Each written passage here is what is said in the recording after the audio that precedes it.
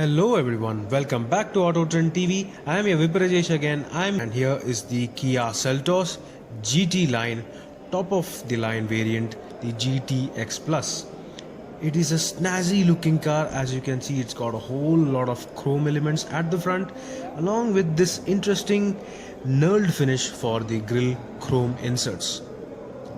It looks really cool and first in segment. First for any car, I suppose. And it's got glossy black finishing on the grille. It's got these nice looking headlamp setup with the heartbeat shaped daytime running LED patterns. It is overall well proportionate and looks really smart in terms of design. And coming on towards the side, as you can see, the detailing on the headlights, it looks really cool. The alloy wheels are 17-inch dual tone diamond cut alloy wheels. They are of Goodyear Assurance tires. I don't know why did they prefer Goodyear, but it's okay.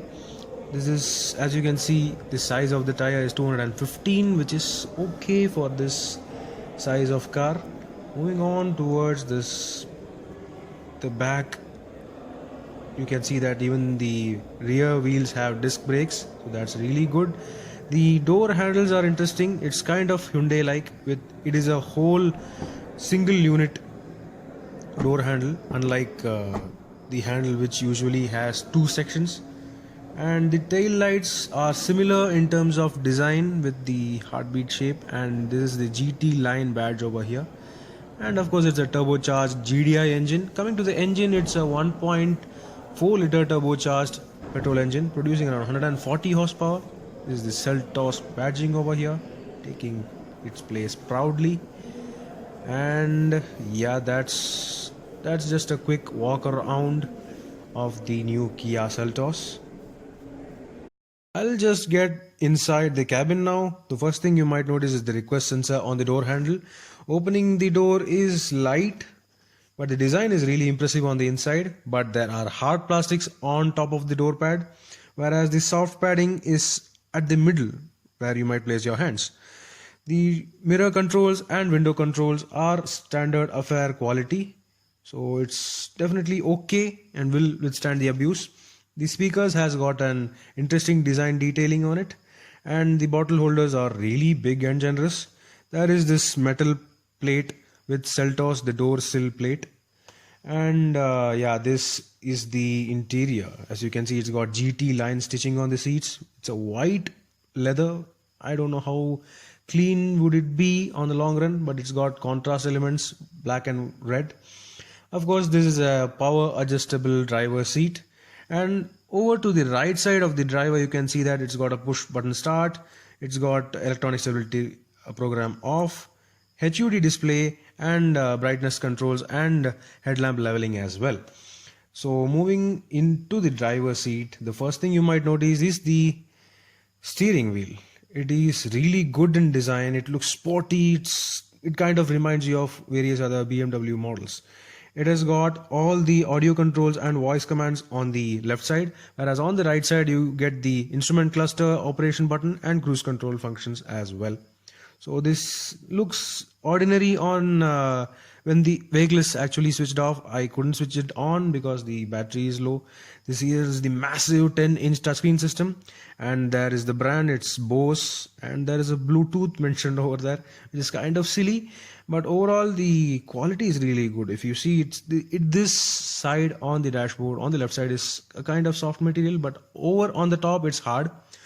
So they have tried to make it as good quality as possible. The IRVM, as you can see, it kind of reminds you of the Hyundai Venue. There is this Uvo Connect, which is basically the Hyundai's Blue Link, but it's the Kia version over here.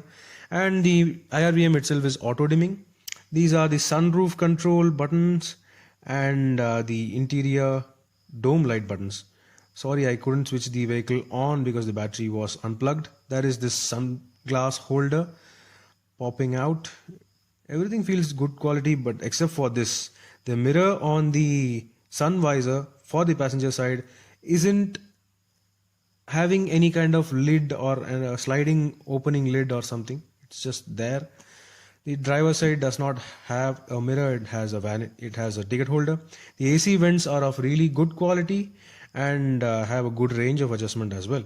There is the standard hazard lamp, but the AC control over here is kind of similar to the Harrier, where you get buttons for most of the purposes except for the temperature adjustment.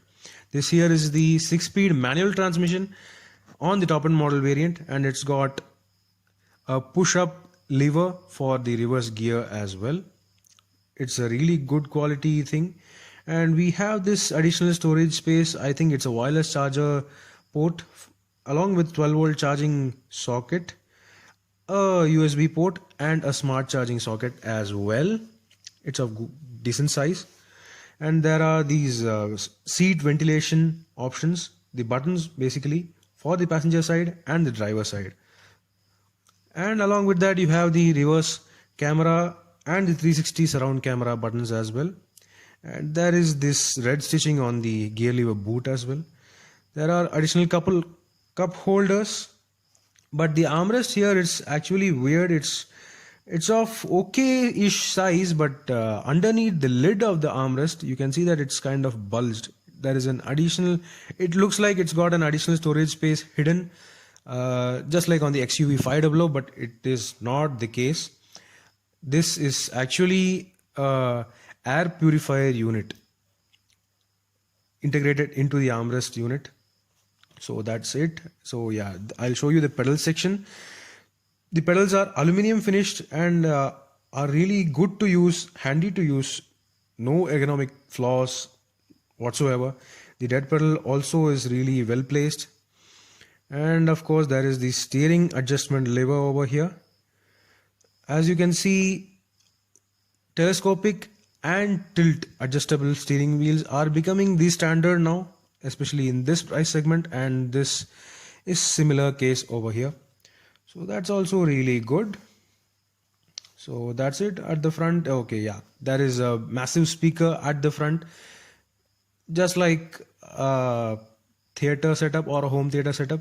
This is the HUD port over here. When you switch on the HUD button, you get a HUD display sliding above the dashboard just into your eyesight. So that is there. So next up, yeah, you got the headlamp controls over on the right and wiper controls on the left. Of course, this car has auto headlamps and auto wiper functions as standard on the top end models.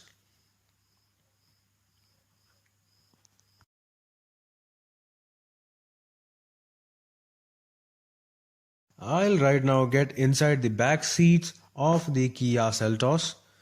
So opening this chunky door handle, yeah, the first thing you might notice is that there is an interesting play between black and white design elements, and it looks seriously good.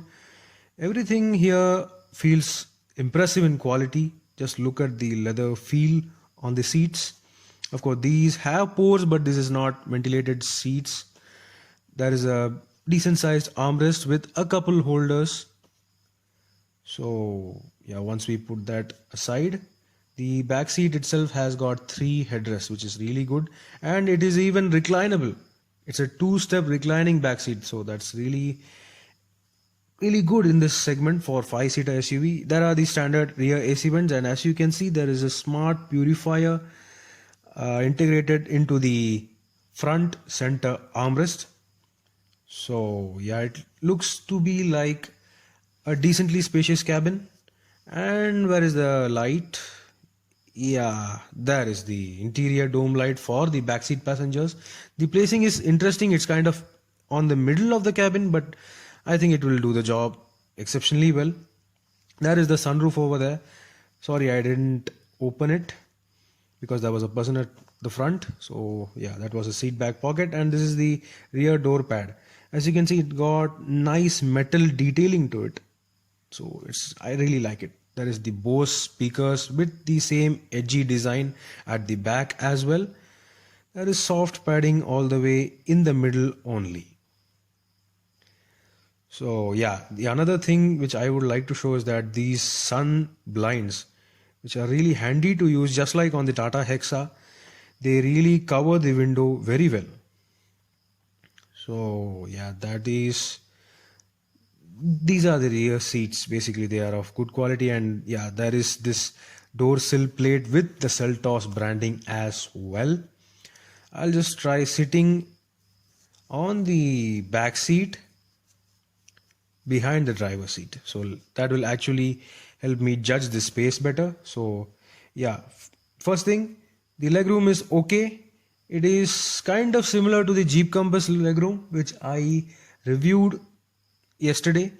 So yeah, everything feels standard, and everything feels really good to touch, good to feel, good to hold. But yeah, there is a certain lack of under thigh support, I would say. So this is a look at the dashboard. It looks really good. Yeah, the next thing I would mention is that how do you recline and fold the back seats. As you can see, sorry, I didn't push in the headrest. So yeah, when I push the headrest, it folds almost flat, so you get a really good loading bay and good loading space. Sorry, I am unable to open the boot now currently because the vehicle has a disconnected battery. So that's it, it's an easy affair. So that was a brief walk around of the all new Kia Seltos. Do let me know what do you think about the Kia Seltos in the comment section below. This is Viprajesh signing off. Thank you for watching. Thanks for watching this video. Please subscribe for more videos. If you like this video, click the like buttons and give your comments.